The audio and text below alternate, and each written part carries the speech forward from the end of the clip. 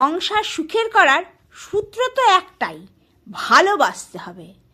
তবে কিভাবে ভালো, কতটা ভালো? এক কথায় উত্তর, নারদ যেভাবে নারায়ণকে ভালোবেসেছিল সেই অহেতুকী ভক্তি, যার মধ্যে কোনো কারণ থাকবে না, ভালোবাসার জন্যই ভালোবাসি। আর এইভাবে ভালোবাসলে যে কোনো সংসার চোখের পলকে সোনার সংসার হবে। মা কি শুধু সন্তানের ভালো খাবারটার দিকে নজর করে, তার শরীরটাও মায়ের নজরে থাকে। 1 কিলো ডাল ভেজেছিলাম জানেন, মাত্র 2 চামচ তেলে, তার থেকে বড়া ভেজে নিয়েছি। সম্ভব? অবশ্যই সম্ভব। আপনাদেরকে প্রমাণ দিয়ে আমি আজকে দেখিয়ে দেবো। তবে এরকম করাই লাগবে।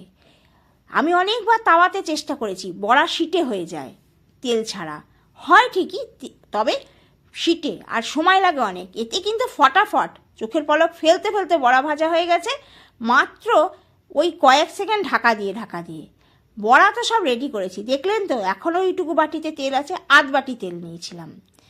আর এই দেখুন, এবার দইতে দিয়ে দিলাম একটু পিঙ্ক সল্ট, গোলমরিচ গুঁড়ো আর বিট নুন, সব দিয়ে এই ফোড়নটাকে টিপে ভালো করে লঙ্কাগুলোকে একদম গুঁড়ো করে নিয়েছি, আর কারি পাতাগুলোকেও গুঁড়ো করে ফেলেছি। ভালো করে নাড়িয়ে চাড়িয়ে এই দেখুন, তেল এখনও বাটিতে এইটুকু আছে, আর বড়া আমার সব ভাজা কমপ্লিট। বড়াগুলোকে সেই একই সূত্রে একটু জলে ফেলে ভালো করে হাত দিয়ে টিপে জলটা বার করে দিয়ে দিলাম। এতে কি হবে, দইটা খুব ঝটপট টেনে ফেলবে, কারণ আমার 2 থেকে 3 ঘন্টা হাতে সময় আছে, তারপরেই টিফিন দিতে হবে। আমি এবার একটুখানি ফ্রিজে ঢুকিয়ে রেখেছিলাম, আর দেখুন কিভাবে দইটা টেনেছে, একদম বল কেমন হয়েছে দেখেছেন। সব কটাকে এবার সাজিয়ে দেব। আর এই দই বড়া খেতে অসম্ভব টেস্ট, এতে নেই তেল, তবে স্বাদ প্রচুর আছে।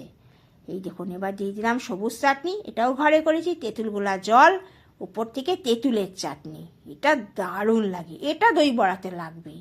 উপর থেকে দই, ধনে জিরে গুঁড়ো, গোলমরিচ গুঁড়ো, বিট নুন গুঁড়ো, আর একটু সস দিয়েছি উপরে শুধু সাজানোর জন্য। বড্ড সাদা লাগছিল, আজ ভাবলাম একটু সাজিয়ে গুছিয়ে দিই। একদম রেডি। এইভাবেই আজকে দই বড়াটা যার হাতে তার হাতে তুলে দেবো। Bye bye.